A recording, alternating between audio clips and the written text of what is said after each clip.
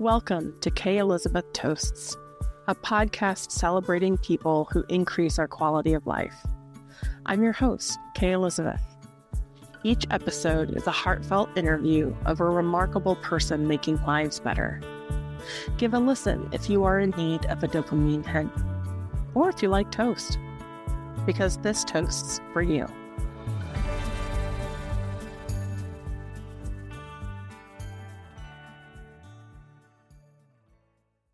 Have you ever heard of the social determinants of health? No. So the social determinants of health are fivefold. They're accepted by the World Health Organization, the U.S. government. One is economic stability. One is access to quality healthcare, access to quality education, community and social. And the last one, which is the one that I want to talk with you about, is neighborhood and built community. Okay. And neighborhood and built community means literally like the physical parts of your neighborhood, right? Yep. So while the U.S. government is working on the systemic needs of change, I'm interested in what individual people are doing that's impacting other people's quality of life. Okay. So there are a couple of things that I know that you work on or volunteer, maybe is a better term, that I think impact neighborhoods, and I wondered if you would talk about them. Okay. One of them is the bike lane stuff that you worked on. Was that a part of your, not a neighborhood council, what was the? For about almost 3 years, I was a commissioner on the Edina Transportation Commission.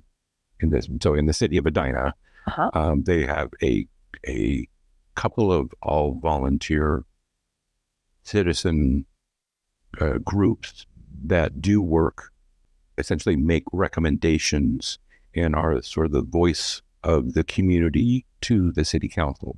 Oh. The Edina Transportation Commission is sort of like the sounding board if people want, let's say, have no parking on this street, or we want to have stop signs put at this location or stop signs removed from this location. There's a lot of rules about that, but generally we listen to the story from the person in the city, then we listen to what the rules are, and then we make a recommendation. Our recommendation gets passed to the city council, and it saves them a ton of time, and they generally do what the commissions recommend. Oh, because so you have quite a bit of power. I don't say that we have a lot of power. Sway. Sway, yeah. I feel like it's important to just say in this moment, a cat has jumped onto your lap and now you're petting the cat, which just makes me happy. Well, this is why I have this cat. This particular cat makes me very happy. Excellent. Sorry, yes. Every 10 years, the Met Council required the city of Minneapolis and St. Paul and all the surrounding suburbs to submit a revised 10-year plan that influences how money gets spent. So, for example, road reconstruction money happens, 15 years or 20 years or something like that. And when they're planning for how that money is going to be spent to rebuild this intersection or redo this street or something like that, the city has to say, all right, this is about how much that we have allocated based on our, plan. This is what the priorities are going into this. So if we're going to redo this road, then do we need to add a protected bike lane, or do we need to redo sidewalks, or do we need to do other things? Because the Edina Transportation Commission, through this plan that we gave to the Met Council, says our priorities are that more money be spent doing this maybe in an area that has more concentrated poverty or lower income than spending the same money, say, out by the golf course where, everybody's home is worth $1 million. So I have 1,000 questions that are coming up. So first, when you are serving on the commission, first of all, what got you interested? Why did you look into it? I was pissed when Trump became president, and I wanted to do something in my community, and I wanted to be able to just do something. Yeah. And I saw an ad in my local, whatever the local free newspaper is, Sun Current sort of thing, Yeah. that the city was looking for commissioners. And so I applied for it, and I, put a jacket and tie on and went in for an interview. Everybody's got an opinion about transportation. Yes, they do. And I thought, yeah, it is something you can point to and say, yes, I helped influence whether this happened or this didn't happen. Let me make sure that I understand. So you decided that you wanted to be a part of a commission. Something. Yep. You interviewed for this. Yep. It's unpaid, right? Oh, yeah. All right. So you interviewed for this unpaid position with the intention to do something to help improve the community. Yes. And really wanted the Transportation Commission. Yes. And you wanted it because everyone had an opinion. No, well, okay. I have always sort of been kind of fascinated by the mechanics of how road reconstruction happens and how that stuff gets planned. Mm-hmm. My dad is retired, was a civil engineer in the Forest Service. So he was responsible for building roads in national forests. And my college roommate... Could you say that again? What? He was responsible for building... My dad was a civil engineer in the Forest Service, and he did the survey work and some of the planning that decided which roads and where roads and bridges were built for accessing national forests. That's incredible. And he spent...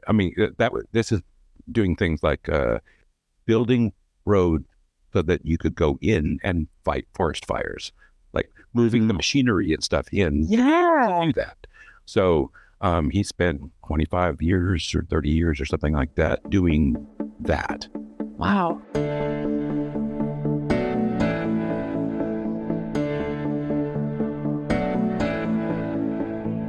For years, I sort of had this thing in my head about how transportation decisions get made and stuff, and why it happens, why some things happen the way that they do. And I wanted to learn, like, why does it seem to cost so much? And I had heard, turned out to be true, that the city of Edina, in that case, has this pocket of money that the city could spend on improving sidewalks and adding benches and adding trees and things like that, for things that the city just wants to improve, walkability and just general health of the community. Yep. So, and the Edina Transportation Commission has some influence over how that money gets spent. Oh, that's amazing. So you also said that you wanted to be able to kind of point and say, like, I influenced that. I had some... Yep. Do you feel like you got to do that?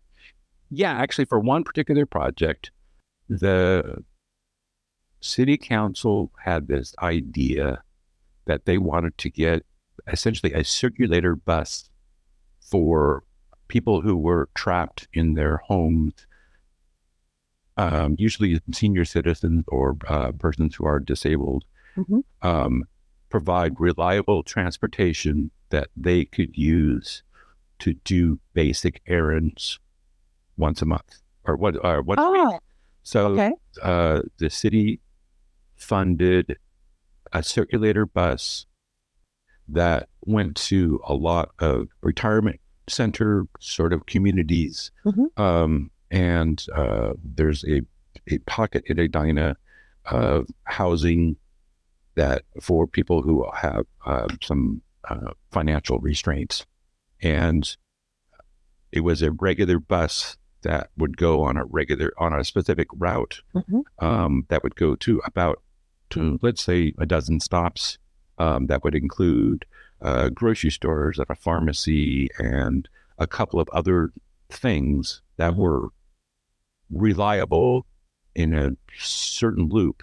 and people could sort of plan that they could get on the bus and spend between $0 and $2, and the bus would be back at each location within an hour, so that they could stay on it to get back home. And as far as I know, it's still going. Oh, that's amazing. So that was a thing I could point to And where I was just like, you had influence. yeah, and went to the meetings. We interviewed the companies that the transportation engineer was working with. We got to influence what the routes were going to be. We helped plan 2 routes. It's probably helping 20 to 30 people a week. Yeah. And probably mostly the same group of people every week. And it was nice that, people had reliable transportation to get to these things. I mean, I used to joke that, 4 out of 12 of those stops are liquor stores, but that's where people said that they wanted to go. Yeah. And I'm like, okay, that's fine. If you're trapped in your home and you need to get to your favorite liquor store, then that's fine. Done. And it was nice because put that in the circular route. Yes, it was a planned stop, and they would go within, say, 3 blocks. They had a route, and then if you let the bus driver know that you needed to not go here, but to go someplace within 2 or 3 blocks of that thing, they would take you to the. They would divert. Yeah. Let you pick you up or drop you off, and then the next time they're coming around, pick you up again. Okay. Which was added a ton of flexibility for people. Yeah, absolutely. And cuts down time. I mean, I think about, I think the phrase is essentially along the lines of, it takes a lot of time to be poor. It right? does. And it very much does. And having even just 3 blocks that you don't have to walk both times. In the middle of winter. If you're in a wheelchair. Yes. Yeah. Absolutely. Or you're moving with a walker or whatever. That helps a ton. Absolutely.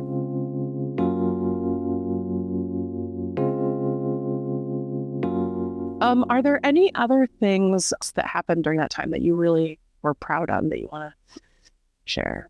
There is a particular traffic intersection that had been difficult the whole time that I lived in Edina, and I'd been going through this particular intersection for probably 15 years before that. And during rush hour, it sucks. Yeah. It was a terrible area to be a cyclist. And there is no way to walk through that area. Okay. Because there's maybe a foot and a half of space on the side of the road. One of my goals was that get improved. Some University of Minnesota students planned a way that a rotary would work there. Oh, or a roundabout. And we were like, yeah. What a collaboration too. Yeah. Talk about lots of people putting into effect a solution. Yes. And it's supposed to be on the plan now to get improved in like 2024 or 2025. All right.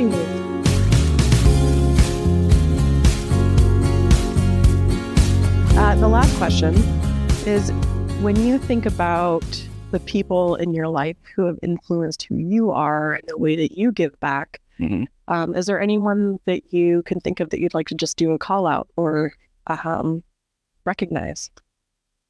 Toast, if you will. There are a couple of people, I'd say, who personally and sort of professionally help set a sort of a standard for how I want to live my life. One recently passed, unfortunately. Yep. Paul Lidwin. And the one who just passed about a year ago, his name was Ken Getz. When I think of people who sort of like set a good moral and work ethic and quality of doing what you're doing in the world to sort of give back, they're good at that. They set a very high standard, Mm-hmm. not unachievable, but high. Yeah. And I think about those two when I try to do things in my life. Like, am I reaching about that bar? Mm. So to Paul and Ken. Yep, to Paul and Ken. I have one more thing for us to do, but it's not something you have to think about. I'm going to go toast up some bread. It's like gingerbread. I love gingerbread. So Yes. this toast is for you. All right. Cool. In recognition of the efforts that you have made to make neighborhoods and built communities better for individuals. Thank you so much. This toast is for you. Thank you very much. Now it's time for your toast.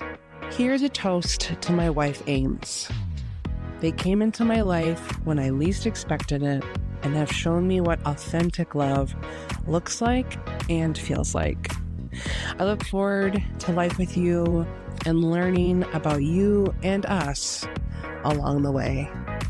I love you, Ames. Hello, my name is Henry, and I am grateful for my dad for bringing me to hockey every day and making me lunch and breakfast every day.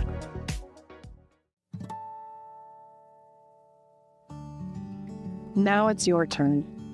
Record your own toast for consideration in a future episode at ketoasts.com. Thanks for joining us. And if you haven't already, go toast up some bread. Every positive action is worth toasting. She'll be fine. She's just lonely. I kind of want to like cat. I know. But you have an allergy, and that is just the way it is. I know, but so cute. Oh, you've got a fat face. I love your fat face. I didn't make it, so we can critique it and I won't be hurt.